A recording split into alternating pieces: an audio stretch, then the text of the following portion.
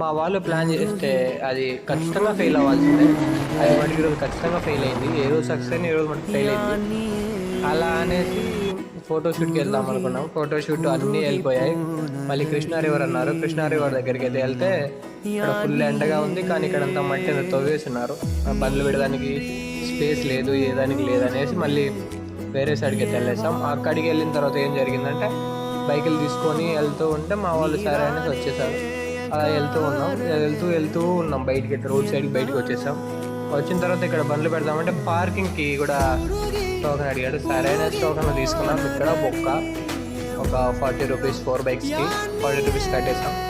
అలా తీసుకొని ఇక్కడికి వెళ్తే గేట్ లేదు. ఈడ మళ్ళీ ప్లాన్ ఫెయిల్. గోడ అయితే దూకేసాం ఆ కంచెని. ఆ కంచెని దూకి ముందుకు వెళ్తే అక్కడ కూడా సక్సెస్ అవుద్దో లేదో అనుకున్నాం. అక్కడికి వెళ్ళిన తర్వాత 50% సక్సెస్ అయితే అయింది.